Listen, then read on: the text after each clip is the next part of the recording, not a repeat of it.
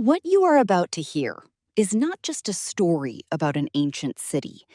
It is the story of a civilization that carved its dreams directly into stone. A city hidden among towering desert mountains. A place so extraordinary that for centuries, much of the world forgot it even existed. A city that seems less like something built by human hands and more like something that emerged naturally from the cliffs themselves. Its name is Petra. And even today, more than 2,000 years after its creation, Petra remains one of the greatest mysteries of the ancient world. Because the more we learn about it, the more questions begin to emerge. How could a magnificent city thrive in the middle of a harsh desert? How did an ancient civilization create such advanced engineering in a place where survival itself seemed nearly impossible? And perhaps most fascinating of all, how did a city this extraordinary disappear from the world for centuries? To understand Petra, we must travel back more than 2,000 years. Long before modern nations, long before airplanes crossed the sky, long before satellites mapped every corner of Earth, we return to a time when trade routes connected civilizations, when deserts were not barriers, but highways linking distant worlds together. During this era lived a people known as the Nabateans, a civilization that may not be as famous as the Romans or as legendary as ancient Egypt. Yet they possessed remarkable skills in trade, diplomacy, engineering, and survival. Their kingdom occupied a strategic position in what is now modern-day Jordan, a crossroads between Arabia, Egypt, Syria, and the Mediterranean world. Every caravan passing through the region carried valuable goods: incense, spices, silk, perfumes, precious metals, rare stones, and luxury items from distant lands. Each caravan brought wealth, and from that wealth, something extraordinary began to rise. But Petra became famous for more than its prosperity. What made it truly unique was its location. Imagine a vast desert landscape, scorching heat during the day, cold temperatures at night, very little rainfall. A place where water was more valuable than gold. Most people would see such an environment and conclude that it was unsuitable for a great city. The Nabateans saw something different. They saw opportunity. They saw protection. And they saw a future. Instead of building on open land, they chose a hidden valley surrounded by enormous sandstone cliffs, a location difficult to find, difficult to attack, and almost impossible to conquer. It was here that Petra was born. And what the Nabateans did next continues to amaze historians and archaeologists today. Rather than constructing buildings from stone, they carved the stone itself. They transformed mountains into architecture, cliffs into monuments, rock faces into temples. One of the most famous structures in Petra is Al-Khazne, known around the world as the Treasury, a magnificent monument carved directly into a sandstone cliff, standing nearly 40 meters tall, decorated with columns, detailed carvings, and intricate architectural features so precise that many visitors struggle to believe they were created more than 2,000 years ago. The approach to the treasury is part of the experience itself. Visitors must walk through a narrow canyon called the Seek, a winding passage carved naturally through the rock. Towering cliffs rise on both sides. Sunlight filters through only in narrow beams. The deeper you walk, the quieter the world becomes. Then, suddenly, the canyon opens, and the treasury appears. Slowly at first, a glimpse of carved stone, then more and more. until the entire structure stands before you, like a vision from another age. Many people describe the experience as unforgettable, not because of its size alone, but because of the feeling that it should not exist, that such beauty should not be hidden in such a remote place. Yet the treasury is only the beginning, because Petra was not a single building.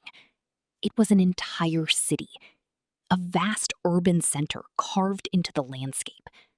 Hundreds of structures, temples, tombs, courtyards, stairways, residential areas, public gathering places, and even a large theater capable of seating thousands of people. This was not an isolated outpost.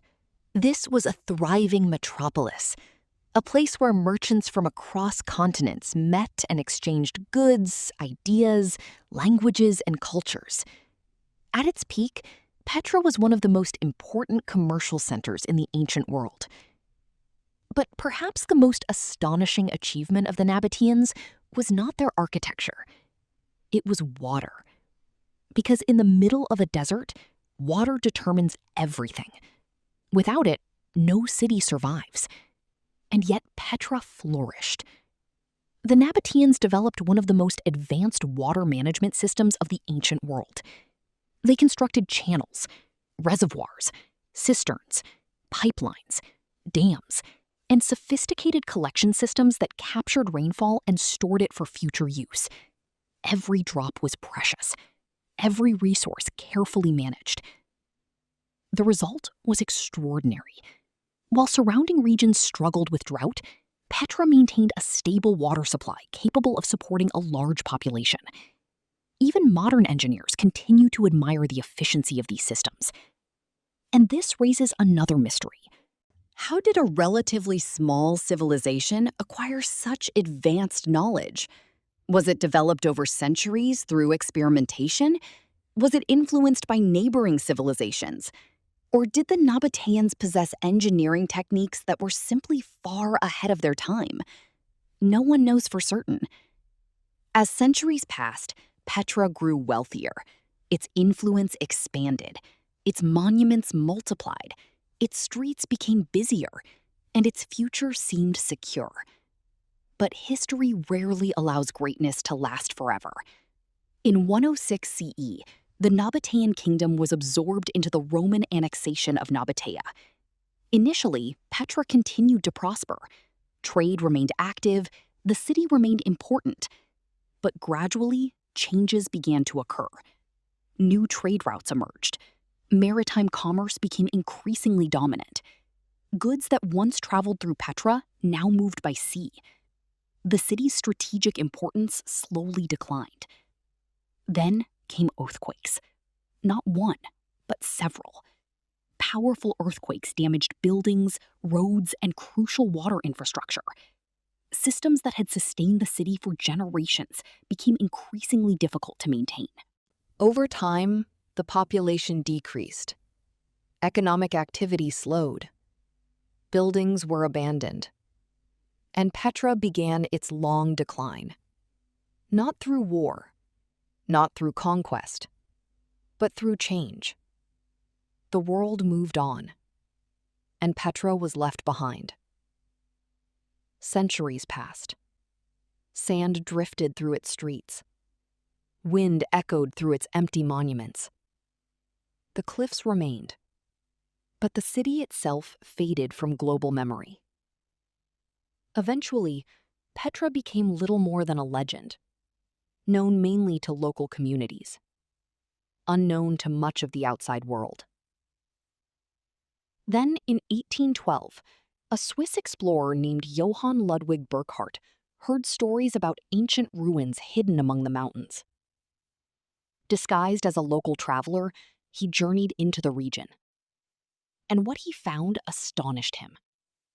A lost city, carved from stone, preserved by isolation, hidden in plain sight for centuries. The rediscovery of Petra captured the imagination of the world. Archaeologists arrived. Historians arrived. researchers began studying every detail. And yet, even today, Petra refuses to surrender all of its secrets. Many experts believe that a large portion of the ancient city remains undiscovered, buried beneath sand, hidden beneath collapsed structures, waiting beneath layers of time. Modern satellite imaging and archaeological surveys continue to reveal new discoveries: unknown buildings, unmapped structures, forgotten pathways. Each discovery suggests that Petra is larger and more complex than anyone previously imagined. And perhaps many of its greatest secrets still lie beneath the desert. Today, millions of visitors travel to Petra every year. They walk through the sick, they stand before the treasury, they climb ancient stairways carved into cliffs. They watch the red sandstone glow beneath the rising and setting sun. Yet, even among the crowds, Petra retains something mysterious, something difficult to describe. Because when you stand there, surrounded by stone monuments that have endured for more than 2,000 years, you realize something profound. Human civilizations are capable of extraordinary achievements. They can transform impossible landscapes into thriving cities. They can carve beauty from mountains. They can leave marks upon history that survive millennia. And yet, even the greatest cities can be forgotten, hidden, lost, and rediscovered centuries later. Perhaps that is Petra's greatest lesson.